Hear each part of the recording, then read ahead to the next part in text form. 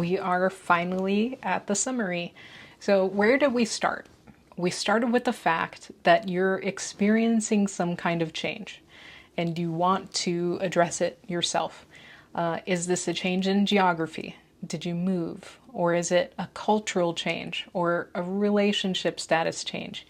Maybe this is a change in your job or your career. Maybe you got a promotion or you changed your religious beliefs. Now, we talked about how do you even start over? We talked about shifting responsibilities and we asked, well, what if I've really screwed up? And maybe I've hurt people. Maybe we asked similarly, but not the same, we asked, what if I feel divided as a person? Now, for each of these questions, I gave you some recommendations on how you might address it. But then the question comes up, why? Why did I find this series so important to share? I'm the empowered team architect. Now, to be empowered means you are not being micromanaged or secretly steered. You are present. You gather information, you decide, and later you may say, you know what, that didn't work out the way I was planning, and you may choose to change your mind based on good reasoning. Now, the only way you pull this off is by being clear-minded, self-directed, and whole. So I focus on leaders because what I teach can be passed along. I find it important to share with you on YouTube because, as you can see, it's helpful. These are good concepts, but it's absolutely do it yourself. So Kirale, if this information is free, who would ever pay you? Now, the people who would pay to work with me have something complex going on and they want speed. They're not messing around. So it's a whole nother level when you get me live or in person because it's not just information. When you work with me, you are always in charge. And I am very good at this. And I love, love, love business processes. I love smooth flow through meaningful collaborations and clean workflows. I love when people feel whole, and I don't need to Bigfoot people. I don't need to Bigfoot other departments, but I am firm. And I love teaching emerging leaders to do the same. I work primarily on the level of leadership and leading change because when you do this and when you view people, other people, as assets versus consumables, when you view people as human, you must do like I did in this series. You must allow the human to process. So as we close this series, I will leave you with one last concept, and that is empowerment. I think that there is some confusion with this term sometimes. See, there's a legal reference, but there's also a personal inherent aspect, but both are called empowerment. And again, I'm going to teach you this in terminology as if I'm teaching you to surf. I'm not teaching this at an academic level of precision, but I'm going to give you enough so you can study it or at least notice it on your own. So the legal perception of the term empowerment is in the realm of agents acting on behalf of a principal. I'm not going to be defining these terms, but I think you get it. The agent has a responsibility to represent someone else. The other person had the inherent ownership or power or authority. The agent has authority in as much as it is delegated to them clearly and in writing. Now, if the agent performs outside of what was specifically outlined, shame. Now, in some workplaces, this is very clear. They may call it delegations, they may call it authority, but there are some tasks that are very specific to that role, and that appointment needs to be very discreet, and this makes things organized and streamlined. It's important. However, that clear legal reference sometimes creates misunderstandings in our society. Now, tell me if I'm wrong. Many times people live their lives thinking that empowerment is what is given to me, or empowerment is what I need to be able to achieve. This is a mistake. That's a legal reference.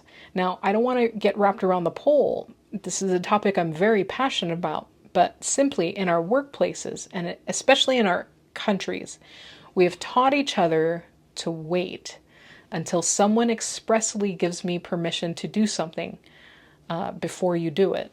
That's the legal reference. We are waiting for someone to point out that now you are empowered to learn, or now you're empowered to do such and such a thing.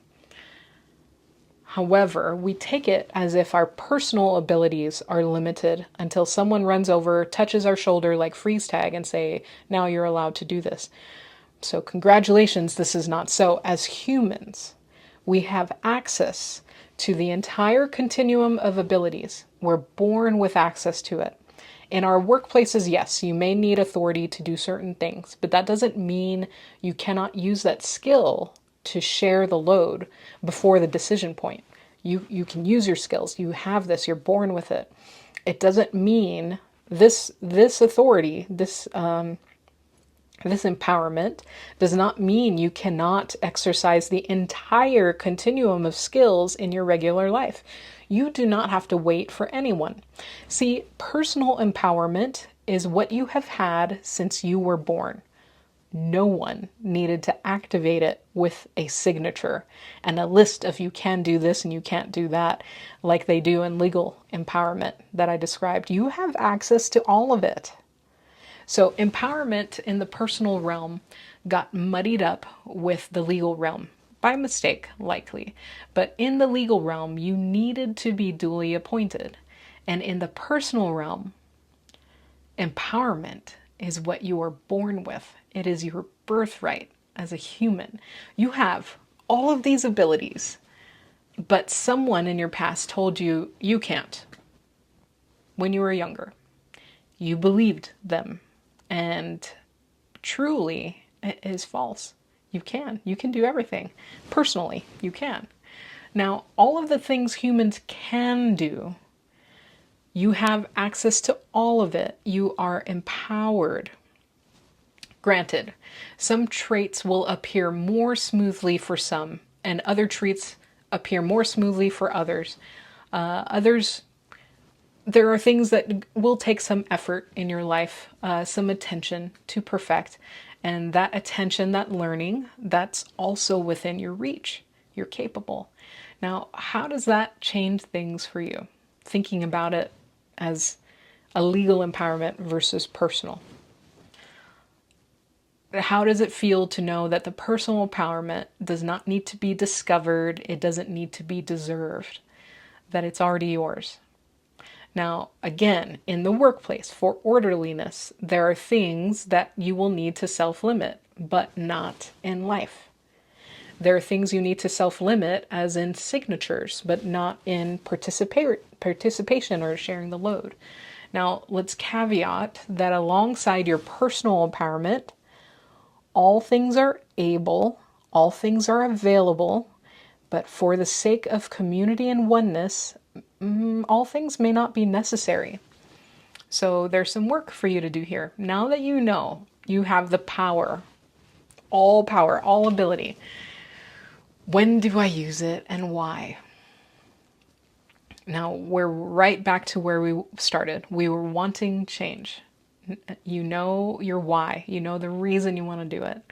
And sometimes the fullest and biggest expression of our abilities might limit or overthrow others. I don't have the right answer for you. Limiting or overthrowing others, does that fit with your why?